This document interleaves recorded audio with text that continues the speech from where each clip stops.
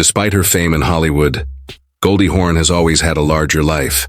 One of the most adored actresses of her day, she was known for her infectious grin, golden locks, and irresistible charisma. Laughter, love, and light shone through Goldie's career, which began with her debut in Laugh-In and continued with her Academy Award triumph and innumerable hit films. Her life away from the spotlight has been equally interesting. From her flings to her long-term relationship with Kurt Russell, but recent devastating news has devastated her family. The passionate reaction of her spouse now says it all. We invite you to accompany us as we trace her life from its inception to the present day. First years and ancestral ties. Her father, Edward Rutledge Hawn, was a musician and conductor, and her mother, Laura, had a jewelry store and dancing studio in Washington, D.C., where Goldie Hawn was born. He was descended from the youngest signer of the Declaration of Independence, Edward Rutledge, and had German and English ancestry. An aunt of her mother's gave birth to the name Goldie. Her sister, Patty Hawn, who went on to become a publicist, was her playmate when they were kids. Edward Jr., the family's son, tragically died before Patty was even born. Not until far later in life did Goldie and Patty find out about him. Her Jewish mother was the daughter of Hungarian immigrants, while her Presbyterian father was a devout Christian. Growing up Jewish in Tacoma Park, Maryland, Goldie went to Silver Springs Montgomery Blair High School. Beginning her training in ballet and tap at the tender age of 3, she had already secured a spot in the Nutcracker by 1955. She has her own ballet studio and performed as Juliet at the 1964 Virginia Shakespeare Festival. She dropped out of American University before finishing her degree in theater. She devoted herself entirely to her performances instead. At the New York World's Fair, she had her first acting role in a can-can production. She had already dabbled in professional dance in 1965, performing in both New York and New Jersey. As her passion for performing led her to pursue acting, more and more possibilities presented themselves. Revolutionary finding in the 60s, performing at Melodyland Theater, which is located across from Disneyland, Goldie relocated to California in 1966. Pal Joey and How to Make It in Business Without Putting in Much Work were among her credits. In 1967, she made her acting debut as a radio DJ's girlfriend in the sitcom Good Morning World. Her subsequent major role was also based on the character's stereotype of a naive blonde. In 1968, she became a laughingstock with Rowan and Martin. Her breakthrough came on the comedy show. Her painted or bikini-clad looks, high-pitched laughter, and vivacious demeanor made her famous. The public regarded her as a late 60s trendiest girl. It wasn't long before Goldie's success on Laugh-In led to Hollywood roles. It was in 1968 that she landed her first modest job, performing with the one and only authentic original family band. A year later, though, she finally had her breakthrough. She played the role of Walter Matthau's fiancée in the 1969 film Cactus Flower. She took home the Oscar for Best Supporting Actress for her role. She co-starred with Bobby Gentry and Noel Harrison in the TV special The Spring Thing that same year. Both Butterflies Are Free, and There's a Girl in My Soup featured her shortly after. From dancer to Oscar-winning actress, that's how quickly Goldie rose through the ranks. Her infectious charisma catapulted her to stardom. Still, her upcoming decade would demonstrate that she was capable of much more. Fame during the 70s and 80s. With her Academy Award in hand, Goldie's career took flight. Some of her popular comedic roles include Dollar, Butterflies Are Free, and There's a Girl in My Soup. With her parts in Steven Spielberg's The Sugarland Express and The Girl from Petrovka, she demonstrated that she could also tackle dramatic roles. Additionally, in 1975, she became a cast member of Shampoo.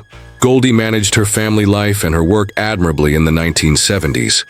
After taking some time off to concentrate on her marriage and new baby, she made a triumphant return in 1978 on the Goldie Hawn special, sharing the stage with the likes of John Ritter, Shan Cassidy, and George Burns.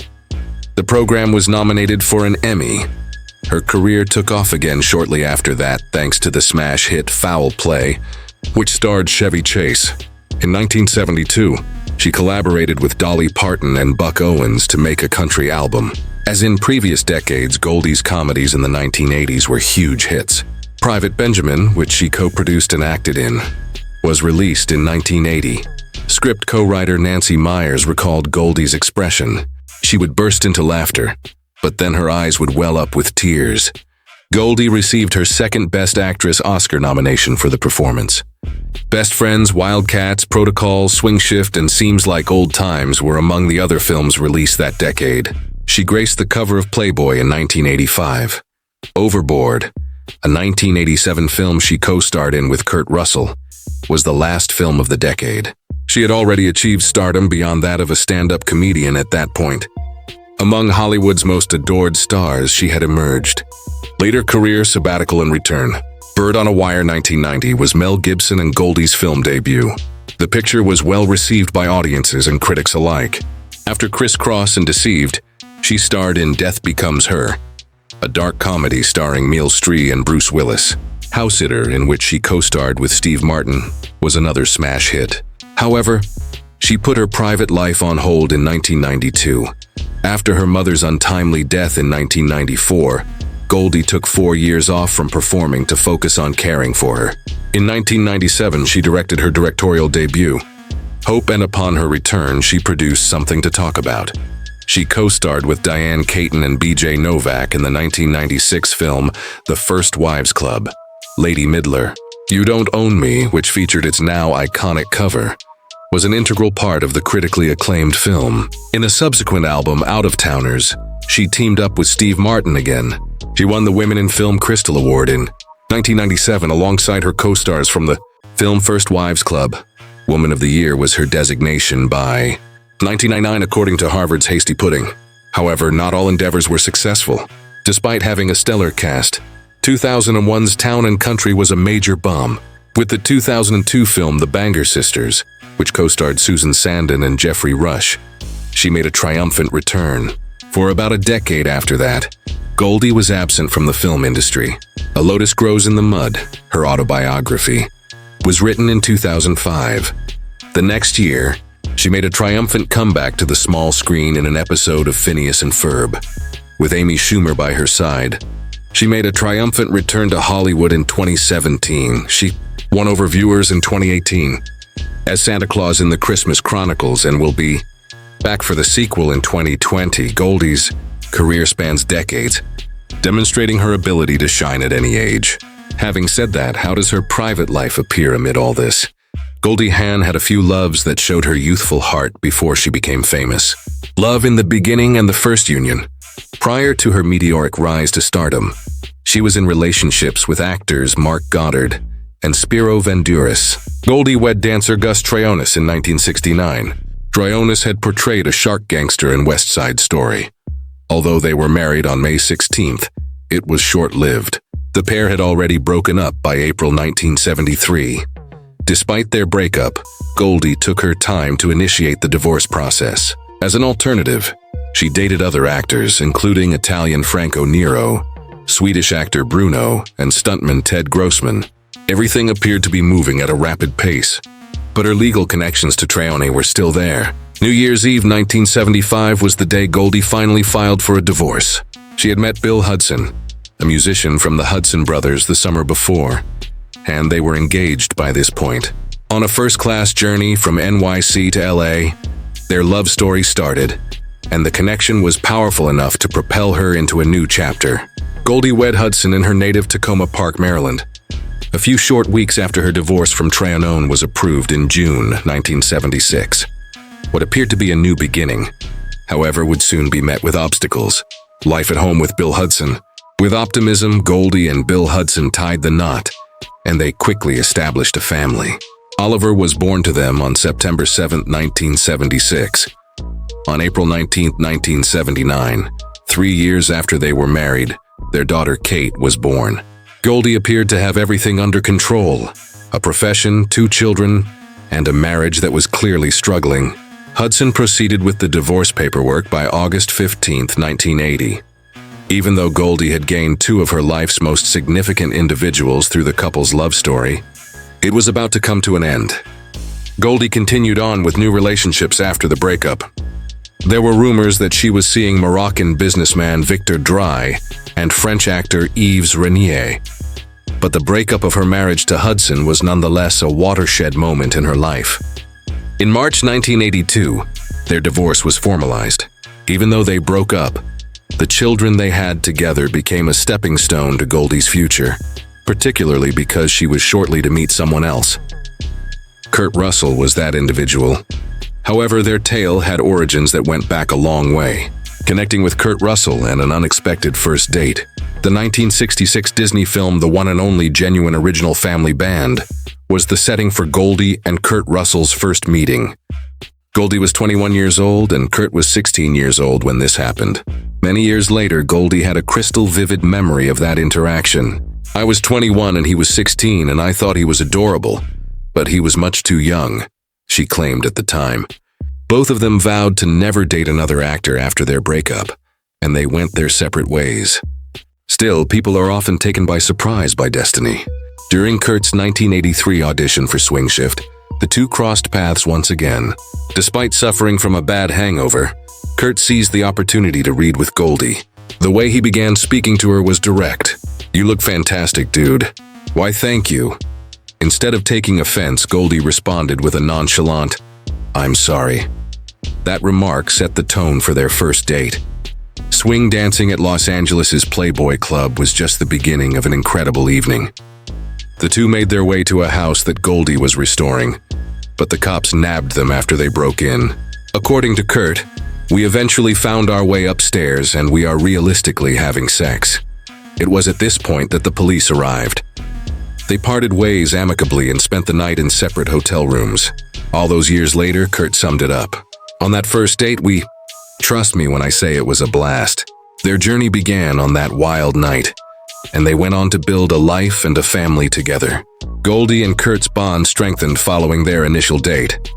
They had real-life chemistry that mirrored their on-screen chemistry in 1984's Swing Shift. According to Goldie, she could tell he wasn't a philanderer and that he was genuine.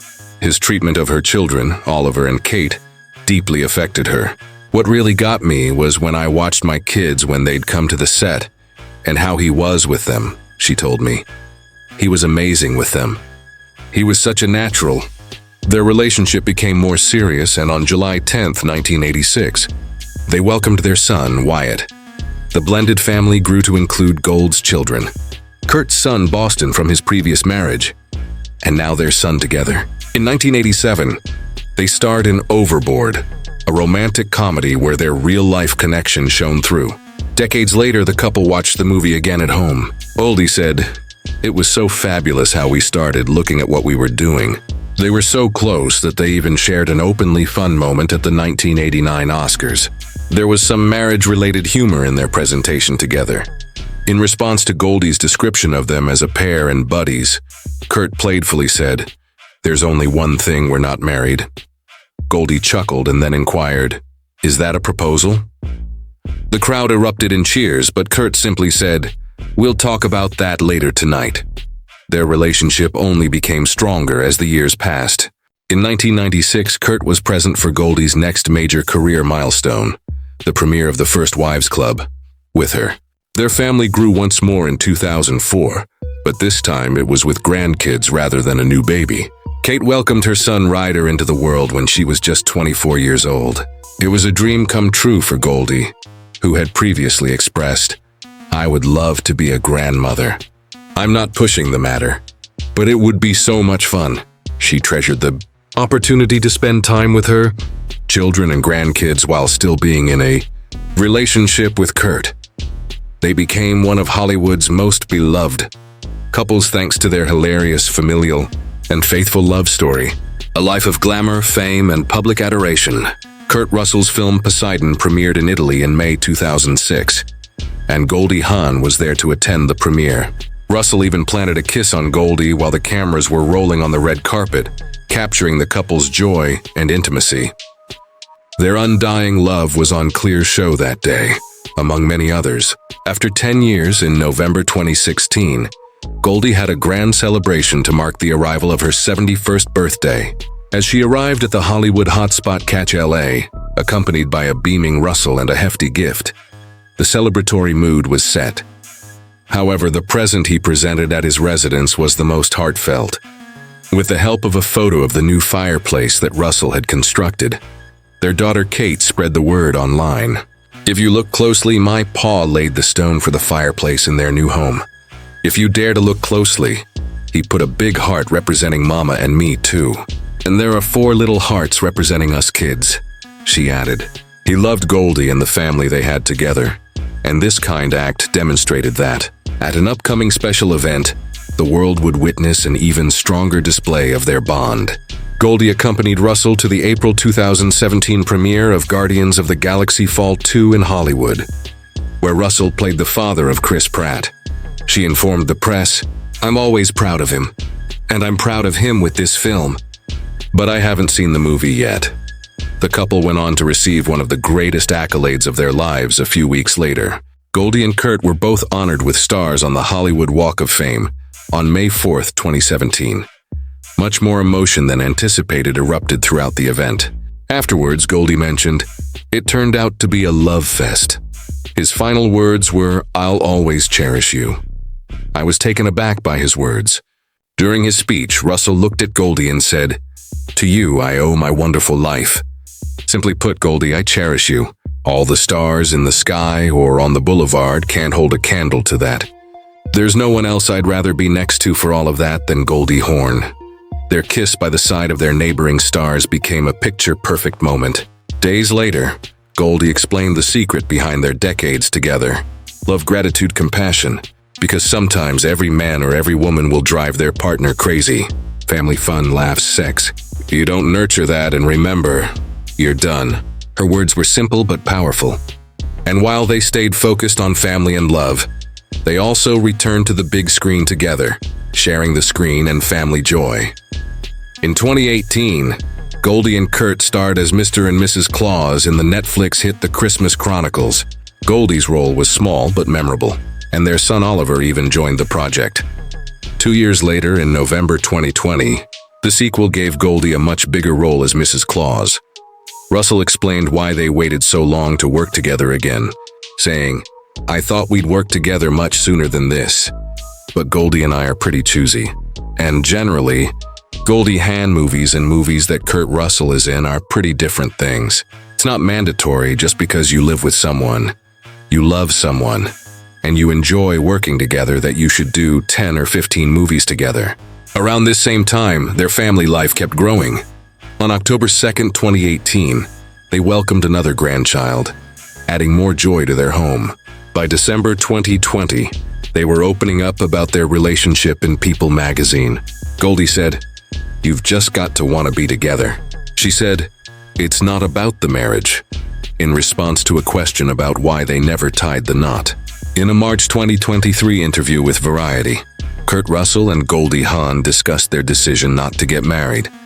Russell recalled, "We constantly got asked, 'When are you going to get married? Why aren't you married?' He explained that back in the 1980s, those questions never stopped, but neither of them cared. Instead, it was about the people in the relationship and the will to stay together. That's a big deal because if you want it, you can have it. You have to give up some things, but the joy and excitement of being together, touching someone's toes at night, is really a nice feeling." Their choice revealed that commitment was more important to them than titles. "We'd questioned our children about their level of interest. That is not the case." "We didn't," he declared. Goldie had a similar sentiment when she told interviewers that she would have been divorced for a long time had she been married.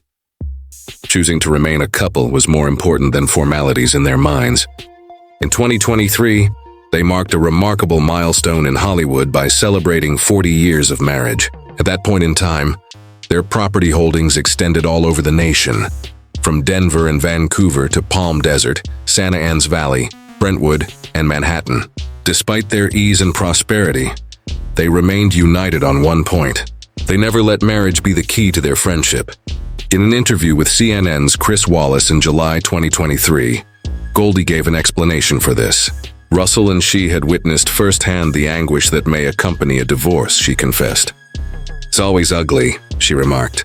Wallace was informed that she would have preferred the independence to decide for herself each day whether or not to remain in the relationship. He asked, "How many divorces actually are fun? How many divorces actually don't cost money?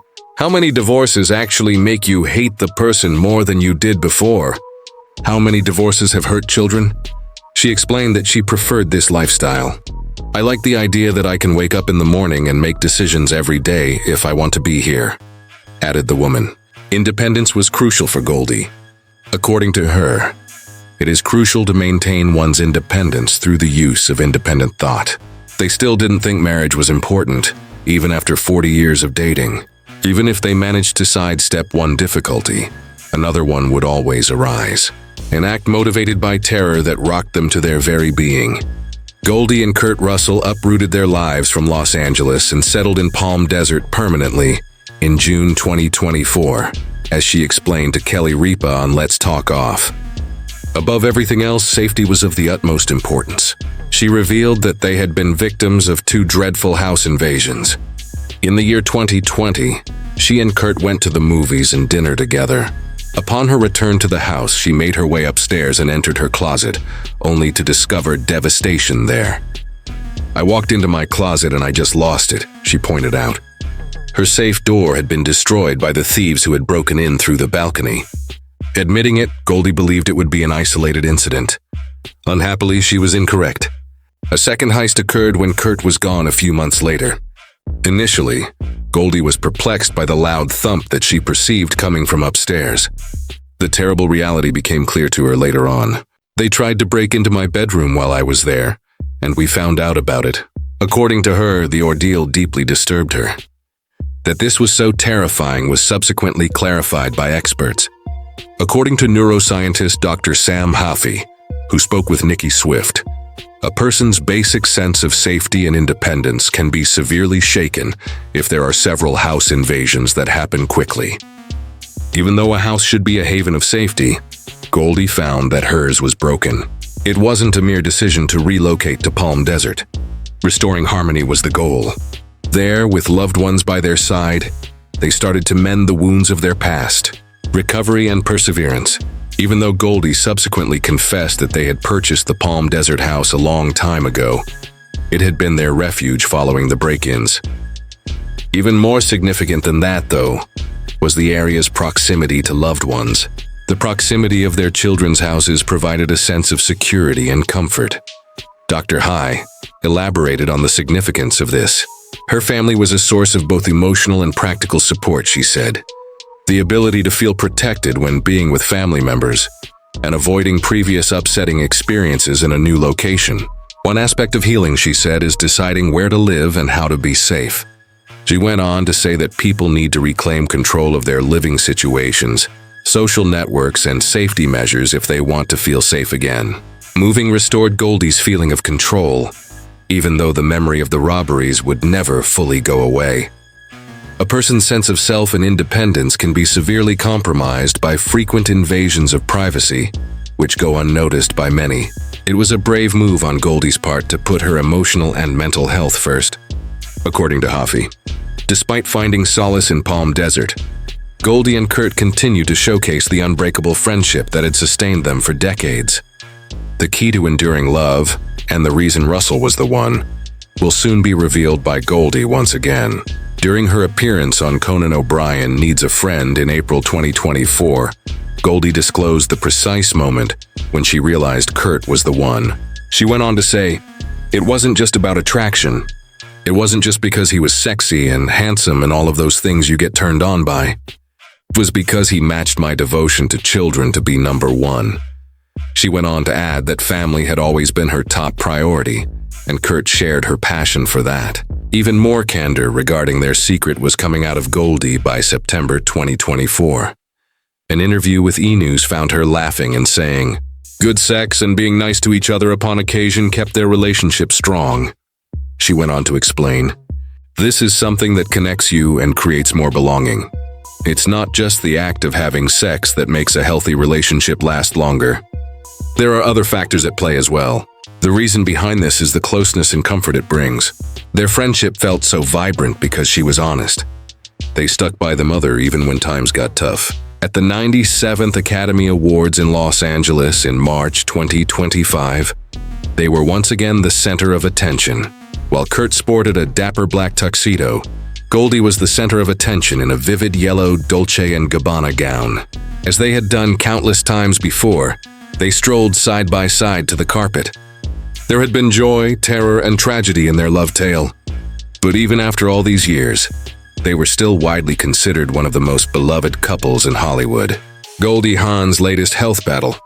Presented by actor Andrew Garfield, Goldie Hawn took the stage at the 2025 Academy Awards.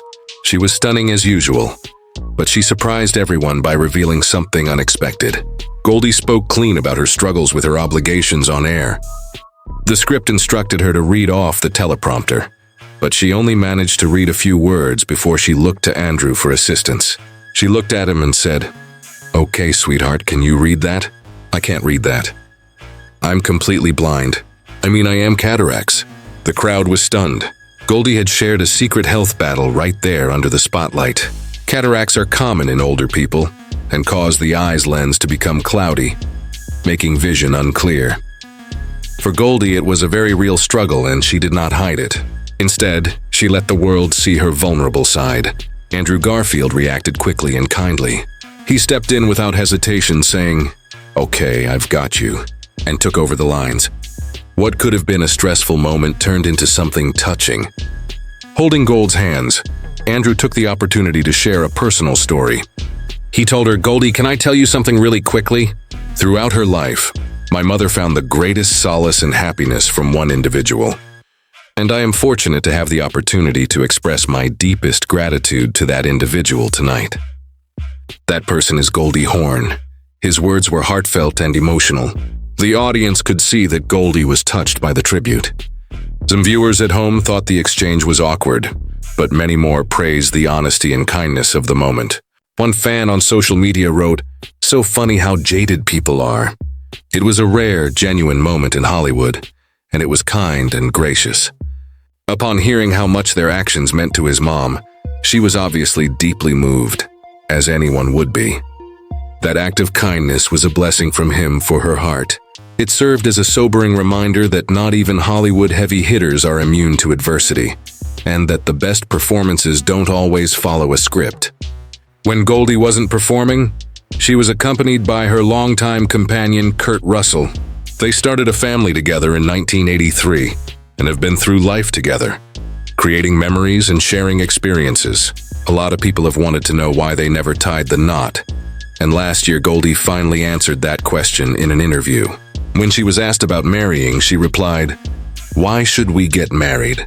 Isn't that a better question? We have been married, and because when it doesn't work out, it ends up to be big business. Somebody has to own something, it's always ugly." For her, commitment and love meant more than a legal title. Over the decades, Goldie and Kurt have blended their families, welcomed a son together, and become proud grandparents to 7 children. Their bond has grown stronger with time. 2021, Goldie posted a birthday tribute to Kurt, writing, "No, we never got married, but one thing that continues to strengthen is our affection. You're quite the handful. Impressive, endearing, innocent, hilarious, terribly annoying, and a genius all at once. Regardless of my age, Kurt Russell, I cannot fathom a world without you." Share your thoughts in the comments below. And don't forget to hit like, subscribe, and stay tuned for more incredible stories from Hollywood's fascinating history. See you next time. That post showed how she sees him, not just as a partner, but as the love of her life.